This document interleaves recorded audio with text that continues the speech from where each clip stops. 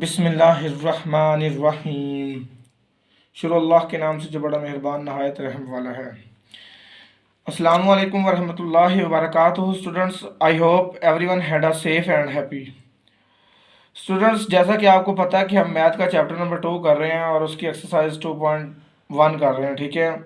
और उसकी एक्सरसाइज 2.1 ही है, एक ही एक्सरसाइज है उसकी, ठीक है। छोटा सा चैप्टर है, ठीक है स्टूडेंट्स। आज हम उसके क्वेश्चन उसका क्वेश्चन नंबर 11 और 12 पढ़ेंगे, जो कि लास्ट क्वेश्चन है इस एक्सरसाइज का। इसके बाद हमारा ये चैप्टर कंप्लीट हो जाएगा, ठीक है स्टूडेंट्स। मुझे उम्मीद है कि ये चैप्टर आपको समझ में आ गया होगा, ठीक है स्टूडेंट्स। अब मैं क्वेश्चन नंबर 11 की जानब आता हूँ। वो इस क्वेश्चन में क्या कह रहा है, मैंने स्टूडेंट्स आपको बताया था कि क्वेश्चन नंबर सिक्स से लेके क्वेश्चन नंबर 12 तक इनहेरिटेंस वाले ही क्वेश्चन चलेंगे, और बात होगी विडो के शेयर्स की और उसके सन्स के शेयर्स की, ठीक है। एक डिसीज पर्सन है जो मर जाता है और जो प्रॉपर्टी छोड़ जाता है कुछ अपने पीछे, अपनी विडो के लिए और अपनी औलाद के लिए, ठीक है। जब औलाद हो तो 1/8 बीवी का हिस्सा होता है। जब औलाद ना हो तो बीवी का हिस्सा कौन सा होता है? 1/4, यानी कि माल का चौथा हिस्सा होता है बीवी का, ठीक है। तो स्टूडेंट्स, अब हम क्वेश्चन नंबर 11 की जाने आते हैं। उसमें क्या कह रहा है कि देखिए, Asghar left property of worth. Asghar एक प्रॉपर्टी छोड़ गया जिसकी वर्थ यानी कीमत है 4,80,000 रुपया, ठीक है। ही लेफ्ट बिहाइंड अ विडो, और उसके पीछे उसकी बीवी है, 3 सन्स हैं एंड 4 डॉटर्स है। Calculate the share of each. हमने हर एक का शेयर बताना है कि कितने कितना कितना कितना उसको माल आएगा, ठीक है स्टूडेंट। देख लें, 4 बेटे हैं, 4 बेटे हैं, तो हम उनमें से एक बेटे का हिस्सा निकालेंगे तो हमारे पास चारों का हिस्सा आ जाएगा। इसलिए हम 3 का नहीं निकालेंगे। तीन बेटे हैं, 2 का निकालेंगे, तीसरे का हम हिस्सा नहीं निकालना हमने, ठीक है। क्योंकि उसने कहा है शेयर्स ऑफ ईच की बात करें तो हम एक बेटे का निकाल देंगे। जाहिर बात है, जो एक बेटे को आएगा वही दूसरे 2 बेटों को आएगा, ठीक है। और इसी तरह बेटियों का भी ऐसे करेंगे, एक बेटी का निकालेंगे और दूसरी जो 3 बेटियों को आएगा वही, जो पहली बेटी को आएगा वही 3 बेटियों को आएगा, ठीक है स्टूडेंट्स। इसलिए हम क्वेश्चन की जाने आते हैं, ठीक है। I hope you understand this statement of this question, ठीक है स्टूडेंट्स। यहाँ पे करते हैं सोल्यूशन, लिखते हैं सबसे पहले। ये मैं सोल्यूशन लिख रहा हूँ। देखें स्टूडेंट्स, जो सबसे पहले मेरे पास जो उसने चीज़ दी गई है वो है कि वर्थ ऑफ प्रॉपर्टी की वर्थ कितनी है। वर्थ ऑफ, मैं लिख रहा हूँ वर्थ ऑफ प्रॉपर्टी, ठीक है। मेरे पास वर्थ ऑफ प्रॉपर्टी है, जो देख लें मैं लिख रहा हूँ, वो कितनी है? 4,80,000 रुपया, ठीक है। ये मैंने लिख लिया। अब सबसे पहले तो आपने इसमें से विडो का शेयर देना है, ठीक है। तो मैं यहाँ पे लिख रहा हूँ विडोज शेयर। मैं यहाँ पे मेंशन कर रहा हूँ विडोज शेयर। ये देखें, मैंने यहाँ पे लिख दिया। अब विडो का शेयर मैंने आपको बताया था कि 1/8 होगा, जबकि चाइल्ड होंगे, जबकि बच्चे होंगे, ठीक है। ऑफ प्रॉपर्टी में से, ठीक है। ऑफ प्रॉपर्टी में से, ये देखें स्टूडेंट्स। अब यहाँ पे नेक्स्ट देखें कि 1/8 ऑफ प्रॉपर्टी कितनी है? 4,80,000 रुपया, ठीक है। इतने की प्रॉपर्टी है। अब ऑफ का मतलब यहाँ पे मल्टीप्लाई है, ठीक है। तो देखें स्टूडेंट्स, 4,80,000 में उसी तरह मेंशन कर रहा हूँ। आपने साथ यहाँ पे विडोज शेयर लिखना है। विडोज शेयर यहाँ पे भी, यहाँ पे विडोज शेयर, और यहाँ पे भी विडोज का शेयर मेंशन करना है, ठीक है स्टूडेंट्स। अब देखें कि जब मैं इस नंबर को 1 से मल्टीप्लाई करूँगा तो ये मेरे पास इसी तरह आ जाएगा, ठीक है। देखिए, मैंने 1 से मल्टीप्लाई किया और 8 पे इसको डिवाइड कर दिया। अब जो मेरे पास विडोज़ का शेयर आ गया है, विडो का, वो मैं आपको बताता हूँ स्टूडेंट्स कि आपने इस नंबर को इस पे डिवाइड करना है। तो जो स्टूडेंट्स आपके पास जो शेयर आएगा विडो का, वो बीवी को बनेगा, वो आएगा 60,000 रुपया, ठीक है। बीवी को 60,000 रुपया आएगा, ठीक है स्टूडेंट्स। अब हमने रिमेनिंग अमाउंट लिखनी है कि रिमेनिंग अमाउंट, यहाँ पे लिखूंगा remaining amount the remaining amount is to be distributed among sons and daughters, ठीक है। जो बाकी रकम बचेगी वो हमने बच्चों और बच्चों में तकसीम करनी है, ठीक है, बेटों और बच्चियों में, ठीक है। यहाँ पे मैं लिख रहा हूँ। देखिए मेरे पास टोटल रकम कितनी थी, देखिए मेरे पास टोटल कितनी थी, 4,80,000 रुपया था। 4,80,000 में से 60,000 निकाल लें तो हमारे पास कितना बचा, मेरे पास 4,20,000 बचा, ठीक है स्टूडेंट्स। ये देखें 4,20,000। अब ये वाला जो है ना, इस हिस्से में से हमने बच्चों को देना है। क्या बच्चों को कितना बनता है, ठीक है, बच्चों को कितना कितना आएगा। सबसे पहले मैं रेशो निकाल लेता हूँ। मैं यहाँ पर लिखता हूँ रेशो, ठीक है। जो मेरे पास रेशो होगी वो देखें कि 3 सन्स हैं, 3 सन्स हैं, रेशो 4 डॉटर्स हैं, ठीक है। कितनी डॉटर्स हैं, 4 डॉटर्स हैं। ये मैंने लिख लिया, 4 डॉटर्स हैं, 4 डॉटर्स मैंने लिख लिया।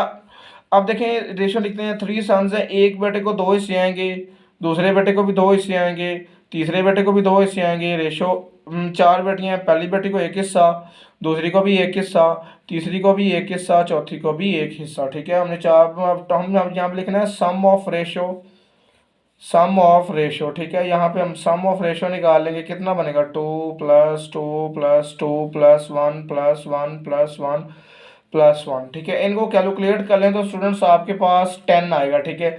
2+2 से 4, 4+2 6, 7 8 9 10, ठीक है। ये आपके पास 10 आ गया। अब टोटल इसके हमने 10 हिस्से कर लिए हैं। 10 में से हमने 3 देने हैं भाइयों को, 3 भाइयों को देने हैं और 4 बेटियों को देने हैं। स्टूडेंट्स मैं यहाँ पे नेक्स्ट जा रहा हूँ, तो हम यहाँ पे आगे सिर्फ और सिर्फ शेयर्स की बात करनी है, शेयर ऑफ ईच सन्स की, वो मैं नेक्स्ट बात करने लगा हूँ, ठीक है स्टूडेंट। ये देखें मैं यहाँ पे बात करने लगा हूँ शेयर्स ऑफ ईच सन, ठीक है। ये देखें मैं शेयर्स ऑफ ईच सन, ठीक है। मैं यहाँ पे ईच सन की बात कर रहा हूँ। तो मेरे पास एक बेटे का हिस्सा कितना होता है, 2, एक बेटे को 2 हिस्से आएंगे, टोटल कितने हैं, 10 है, मल्टीप्लाई 4,20,000 में से हिस्सा आएगा, ठीक है। बाकी तो हमने 60,000 दे दिया था बीवी को, ठीक है। अब देखें कि इस नंबर को आपने इसके साथ मल्टीप्लाई कर देना है। ये देखें मैं इसके साथ मल्टीप्लाई कर रहा हूँ, मल्टीप्लाई तो डिवाइडेड बाय 10। तो आपने क्या करना है कि इस नंबर को इसके साथ मल्टीप्लाई करके आपने 10 से डिवाइड करना है। तो 10 से डिवाइड करने के बाद जो आपके पास एक बेटे का हिस्सा आएगा वो आएगा 84,000, ठीक है। 84,000 रुपया एक बेटे को आएगा, ठीक है। मैं यहाँ पे ऐसे लगा देता हूँ क्योंकि यही चीज़ नीचे आएगी। तो देखिए हमने एक बेटे का हिस्सा निकाल लिया। अब दूसरे बेटे को भी जाहिर बात हम पेजेस भरते जाएंगे तो उसका फ़ायदा कुछ नहीं होगा। तो उसने हमसे शेयर्स ऑफ हर बेटे का पूछा। तो देखें एक बेटे का अगर इतना है तो हर बेटे तीनों बेटों का इतना ही हिस्सा होगा, ठीक है स्टूडेंट्स। अब हम निकालते हैं शेयर्स ऑफ ईच डॉटर, ठीक है। ईच डॉटर, हर बेटी का कितना हिस्सा होगा। देखें स्टूडेंट्स यहाँ पे देखें मेरे पास जो एक बेटी है ना उसको 1 हिस्सा मिलता है और टोटल कितने हिस्से हैं, 10 है, मल्टीप्लाई 4,20,000 रुपया मेरे पास। देखें अब मैं क्या करता हूँ, इस नंबर को 1 से मल्टीप्लाई कर देता हूँ तो 0 0 डिवाइडेड बाय 10। तो स्टूडेंट्स आप इस नंबर को इस पर डिवाइड करेंगे तो जो बेटियों को हिस्सा आएगा वो आएगा 42,000 जी, ठीक है। अब मेरे पास देखें बेटियों को, हर बेटी को, एक बेटी को इतना आएगा, एक बेटे को इतना आएगा, दूसरे बेटे को भी इतना आएगा, तीसरे बेटे को भी इतना आएगा और यहाँ पे तीनों बेटियों को, बाकी जो 3 बची हैं उन तीनों बेटियों को भी एक ही हिस्सा आएगा, ठीक है स्टूडेंट्स। देखें आपने अगर I hope you will understand this question, ठीक है स्टूडेंट्स। मैंने आपको बाद में फिर बता रहा हूँ कि ये एक बेटे का हमने इसलिए निकाला है कि बाकी तीनों बेटों का, दोनों बेटों का हिस्सा यही होगा और तीनों बेटियों का हिस्सा यही होगा, ठीक है students. I hope you will understand this question. आगे स्टूडेंट्स नेक्स्ट क्वेश्चन नंबर 12 की जानब चलते हैं जो कि इस एक्सरसाइज का लास्ट क्वेश्चन है, ठीक है स्टूडेंट्स, जो कि आसान है, ठीक है स्टूडेंट्स। अब लास्ट क्वेश्चन की जानब चलते हैं कि उस लास्ट क्वेश्चन में हमसे क्या पूछ रहा है। ये 2.1 का लास्ट क्वेश्चन है, ठीक है स्टूडेंट्स। अब हम इस क्वेश्चन की जानब आते हैं कि वो स्टेटमेंट में हमसे क्या पूछ रहा है। देखिए नजीब लेफ्ट आ वेल्थ, कि नजीब एक यानी दौलत छोड़ जाता है, वेल्थ होता है दौलत। अमाउंटिंग, ये AMO मैंने थोड़ा सा आगे लिख दिया, ये देखिए अमाउंटिंग। देखें वेल्थ छोड़ गया 4 लाख रुपया छोड़ गया, जो कि वेल्थ होता है दौलत। वो दौलत 4 लाख रुपया छोड़ गया। ही लेफ्ट बिहाइंड आ विडो, और उसके पीछे उसकी एक बीवी है जो वो मर गया है और बेवा है बस, ठीक है, बेवा है उसकी। और while they did not have any child, और उसका कोई बच्चा नहीं है, ठीक है स्टूडेंट्स। अब देखें, find the shares of Najib's window.